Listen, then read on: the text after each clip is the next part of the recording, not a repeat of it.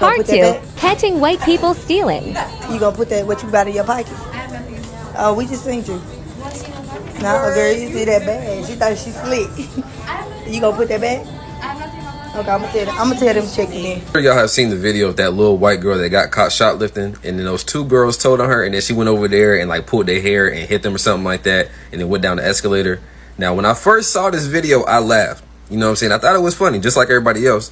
And I started thinking, and I'm like, okay, if it was a black girl that did this, it would be a completely different conversation. A lot of white people were commenting under this, talking about, oh, look at this diva basically being supportive of her actions, right?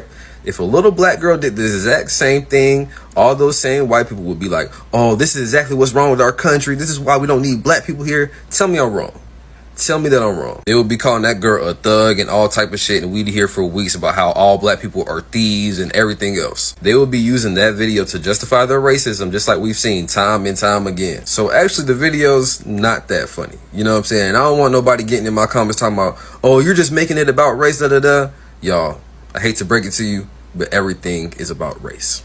Sorry. The country was quite literally built on exploiting another race. So don't tell me it's not about race. Hey, what's up, America? More Americans are now shoplifting. So the percentage of Americans that say they've shoplifted or have been caught shoplifting has increased 24% from last year. 90% of those people say that they had to shoplift to afford necessities like food or medical supplies. Now, apparently Americans are starting to steal everyday essentials like food, non-alcoholic drinks, and other things like clothing and personal hygiene. In a lesser amount, they're stealing toys for their children, technology, and electronics, as well as school supplies. The most frequented place to shoplift was Walmart, with 47% naming that's the place that was stolen from. Family Dollar was second, followed by Amazon Fresh and Kroger for the #1 places people shoplift. Now, like I said, a majority of these products are necessity products. So only in a small percentage are they stealing basically for fun or personal gain.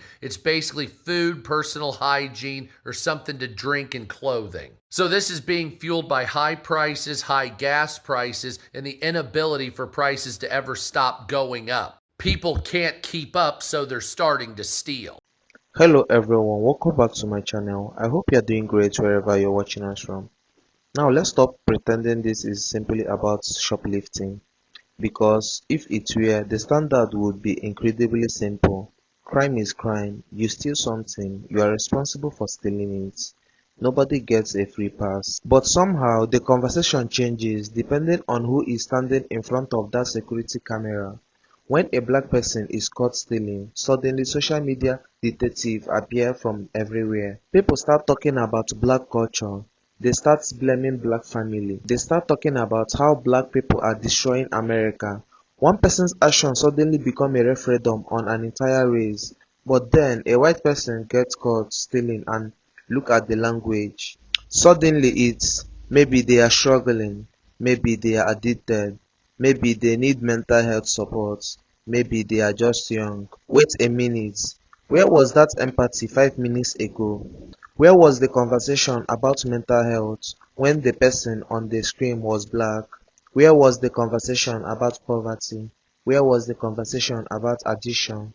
Where was the reminder that one person doesn't represent millions? That's the question we are going to examine today.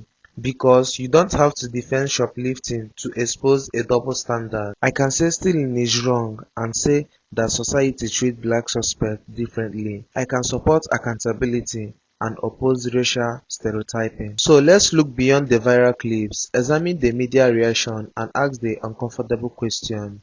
Are we actually angry about crime, or are we being taught to be angrier when the face of the suspect is black? Let's dive into the video real quick. I'll be back with my commentaries.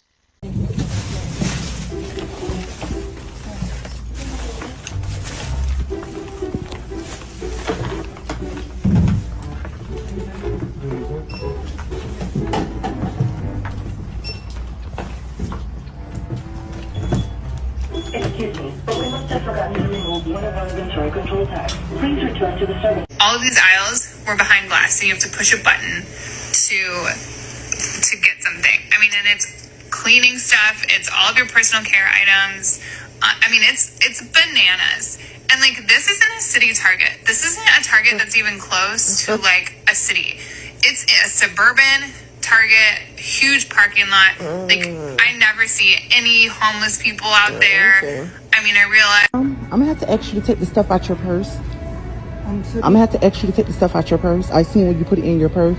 We're not gonna make this difficult and hard for you, but just take it out and just leave the store. Okay, I will. Okay, do it now. I will. Now.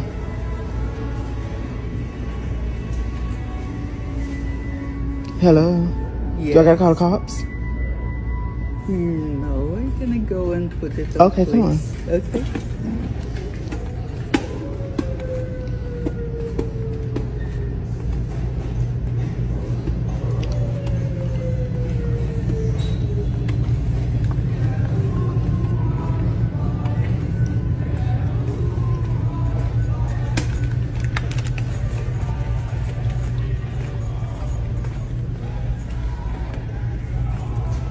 It's more. Little stuff. Little toys. So apparently it's illegal for a security guard to stop someone who is shoplifting in California, but it is okay for people to shoplift. Now take a look at these videos. These stores have to lock up all their products because of what's happening. Also in California, there's a new law that you can steal up to $950 without being prosecuted. I would like to know your thoughts on this one. If you enjoy our videos, leave a like, follow for more, and always stay healthy. Oh, they got somebody right here at Macy's and Puente Hills Mall, West Covina Mall. What's going on, man? You good?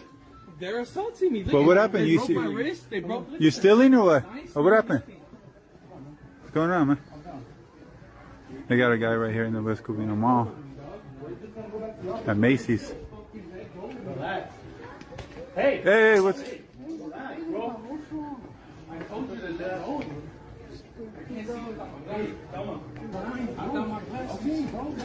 You got a guy in West Covina. What's up, man? How you doing? I'm blind without my glasses. What happened, man? You good? They're trying to accuse me of shit. Was he stealing or what happened? No, I seen. I didn't hit with nobody. Yeah, they got him arrested over here. Hey, calm down, man. Calm down. Who the fuck are you? We're AP. AP, I don't know what the fuck AP is.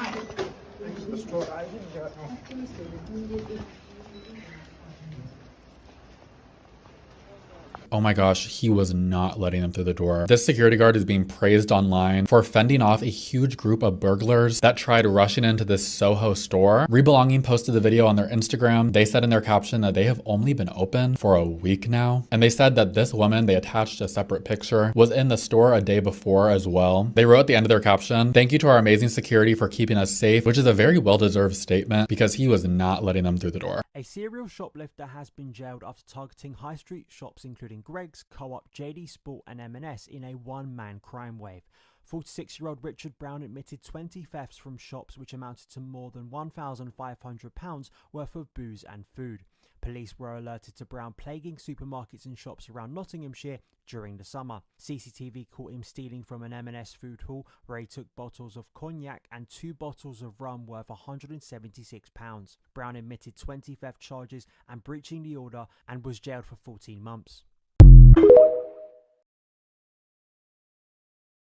This LA-based influencer and model was arrested after targeting wealthy men and women on dating apps. If you haven't heard what's going down with Ad Villalobos, aka Mia Ventura, don't worry, I'm gonna fill you in. So according to the LA Times, she was arrested earlier this week in Beverly Hills. She was arrested on a felony theft warrant. She was also charged with a misdemeanor of disobeying a court order because she was trying to take off her ankle monitor. Now you're probably like, Madison, why did she have an ankle monitor? Well, that's because she had already been arrested for trying to steal from people before. Allegedly between 2023 and 2025, 2025. She used dating apps to cultivate relationships with wealthy older men and some women, and then she would go burglarize their homes. So that's why she already had the ankle monitor. But then, like I said, she was arrested again because she hadn't stopped, and then she was also trying to take off the ankle monitor. This is just a friendly reminder to be careful who you're matching with on dating apps or who's sliding into your Instagram DMs, because it's obviously crazy out here. But now it's time to let us know your thoughts. And for more trending news, follow us at What's Trending. Social media star and model is back behind bars in California, accused of removing her ankle monitor and committing theft again. Beverly Hills police apprehending Adva Levy, also known as Mia Ventura, and it wasn't her first arrest this year. She was already facing felony charges for allegedly stealing from people she met online. LA County prosecutors say that between 2023 and 2025, Levy used dating apps to meet wealthy, elderly men and steal from them. She's accused of pretending to have a romantic relationship with some of her alleged victims, posing as a girlfriend or travel companion, then burglarizing their homes, taking cash, gold, and designer items.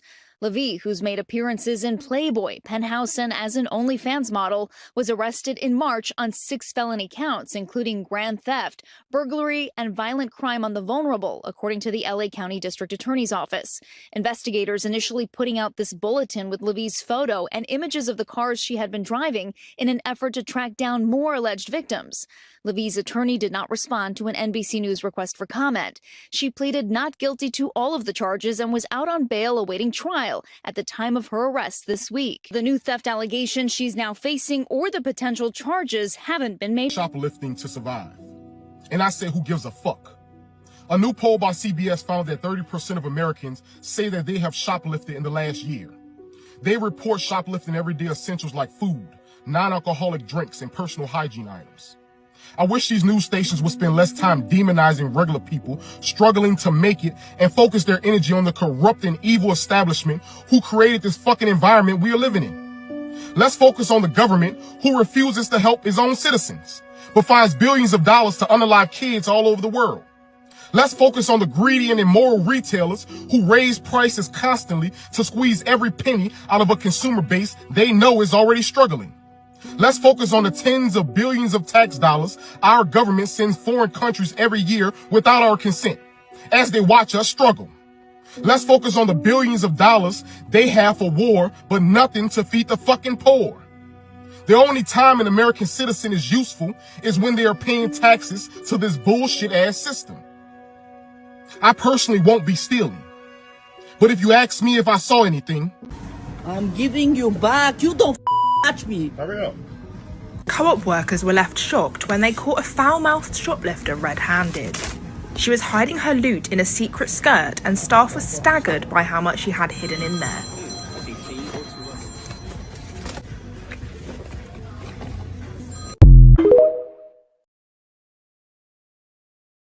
White people are the problem. They are the problem. White people ain't White people killed Charlie Kirk.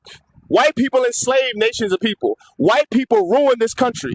White people, not black people. Black people built this country from the ground up. White people came and ruined it. The Italian mob, the Russian mob, the Irish mob. America was divided before I came and talked to you. Let me ask you. You were sitting here with people who disagree with Trump and you agree with Trump. Yeah. That's division. Freedom of speech. That's division.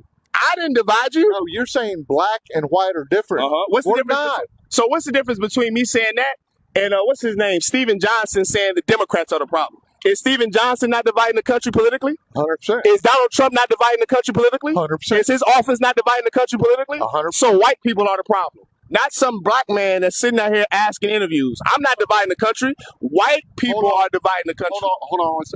And to that point, when was America ever united? Hold on. When was America? We haven't been. That's the fucking problem. Hold on. Who caused that? Hold on. Who caused that? Fucking white people. Oh. So what should happen to white people for dividing the country? Now, he fell on his own sword on that.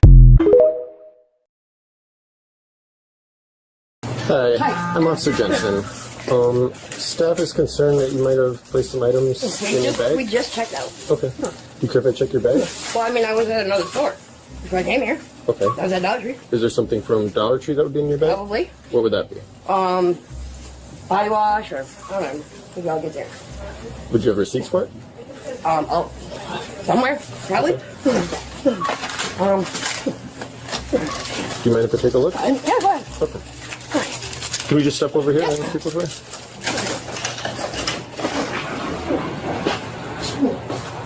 Would that be the receipt from the other store? I'm looking. Okay. I have a couple of them. Oh, I need paper. What's it doing? But yeah, this one came from Dollar Tree. Dollar Tree. Let me try this. You've been a lot of shopping today. Okay. No, give me this one.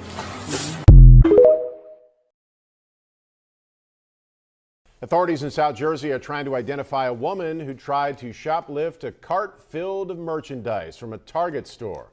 Gloucester Township Police released this surveillance video from December 21st. Investigators say the woman tried to leave the store without paying for more than $500 worth of goods. An employee tried to confront her, but the woman drove away. Seems like this Lululemon specifically has been targeted several times. Yesterday at around 5 o'clock, police tell us that 2 girls went into the store here, stole hundreds of dollars of clothing and ran away. And this is not the first time something like this has happened recently. Last Monday, police releasing this video showing a group of people running out of the store with arms full of clothing. Police estimate in that case they stole more than $6,000 worth of merchandise. And then last month on September 28th, shoplifters once again targeting Lululemon, that time stealing approximately $700 worth of stuff. BPD says they're working to find the people responsible, and Newberry Street shoppers are split on a solution. I know they sometimes have people standing at the door too, like when they look for receipts and stuff like that. Maybe that's a solution. I don't think you're ever going to stop everyone from doing crazy things. I think at the end of the day, as long as you're protecting the people around you, like as long as everyone's safe in the building, that's what matters. And then just moments after the burglary last night here at Lululemon, we're told that a very similar incident happened at the Aloe on Newberry Street, which sells very similar types of clothing. Police are still working to see how, if at all, those incidents are related. And here we are, episode 5, The Notorious Shoplifters. Now, this is a little quickie. Old Mum scoped out these sunnies straight off the bat. She's cruised in. She did the classic, ease it into the sleeve, then pretends to look at a jumper. Oh, maybe I need some shoes. Maybe you need to get out. Then she's done the deed and fucking hits the vape on the way out. See ya, grub. Once you start doing the deep dive and actually looking up and understanding these statistics, you will see that white people are some of the biggest hypocrites ever. Let's take black on black crime, for example. Historically, 85% of all white murders are done by another white person. For black people, it's around 88%, so it's not that much off. Now, we can talk about sex crimes such as rape and stuff like that, right? They make up nearly 70%. God damn. And I love how they try to fear monger against black people. Oh, we're violent, we're this and that. Listen, don't worry about us unaliving y'all. Worry about them drugs. Bro, they account for nearly 70% of drug overdoses since like 2015. Like, this shit is crazy, but they try to put the blame on us. No, bro, I know statistics. They can't hit me with that, bro. If you seriously believe the 13% of the population and 50% of the crime, you need to get fact-checked, and I'm about to do it to you. In 2016, white people committed 70% of the convicted crime, and black people only committed 27%. Then in 2017, white people committed 68% of the reported crime, and black people only committed 26% of it. And in 2024, white people committed 53% of the reported crime, while black people only committed 25%. So this narrative on 13% of the population, 50% of the crime is wrong. You know who actually commits 50% of the crime? White people. But guess what stat black people are 13% of the population and 50% in? Exonerations. You know, when they're wrongly convicted. All you're doing by spreading this fake fact is allowing more people to profile and be racist towards black people. You know what's the highest percentage of people who are victims of white people? Black people. And if you look at all the shootings, guess who are the shooters?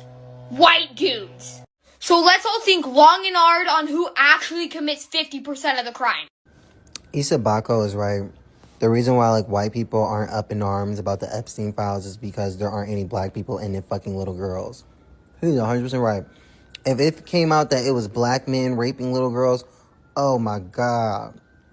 Oh my God.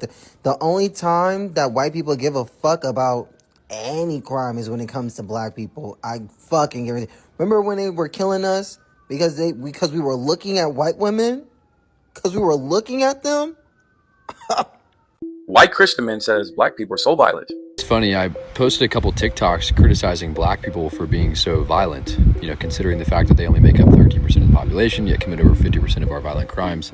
White men are 28% of the population but commit 80% of mass shootings, 75% of child pornography, 99% assassinations, 57% of rape, commit 67 to 70% of pedophilia, commit 85% of the serial unaliving, commit 70% of sex offenders, commit 61% of assault, commit 70% of sexual crimes against animals, commit 70 to 80% of crimes against family members. These white conservative men use the same white supremacy talking points. 1350, we commit half of the crime. They've been using that since 2024 or 2023. Welcome back, guys. And after looking at all of this, I think the question is no longer whether crime is wrong. Of course it is. The real question is whether we are willing to apply the same standard to everybody. Because if your response to crime changes depending on the race of the person committing it, then you are not talking about justice, you are talking about bias. You don't have to defend shoplifting to recognize a double standard. You can believe businesses deserve protection. You can believe victims deserve justice. You can believe criminals should face consequences. And at the exact same time, you can reject the idea that one black person's actions somehow represent millions of black Americans. That's not complicated. That's basic fairness. And the same principle has to work in reverse. One white person committing a crime doesn't represent white America. One black person committing a crime doesn't represent black America. One Hispanic person committing a crime doesn't represent Hispanic America. Individuals commit crimes, race don't. And that's why statistics need context. When someone throws a shocking number at you and tells you it proves that an entire racial group is inherently dangerous, don't accept it because it fits a political narrative. Ask what the number actually measures. Ask how it was calculated. Ask how policing, poverty, neighborhood condition, enforcement pattern, and social economic inequality affect those numbers. Because statistics can help us understand society, but stripped of context, they can also become political weapon. And that's something else we need to talk about. Why is the struggling person at the bottom always the easiest targeted? Why are we constantly told to be furious at the person stealing food, clothes, or other necessity? Why the larger economy condition producing desperation receive far less attention? If we genuinely want less crime, let's talk about prevention, let's talk about wages, let's talk about housing, let's talk about healthcare, let's talk about addiction treatments, let's talk about mental health services, let's talk about creating communities where people have opportunities before they reach a point of desperation. Because punishment after the fact isn't the only way to address crime. And here is what I want you to remember the next time a viral crime video appears on your timeline.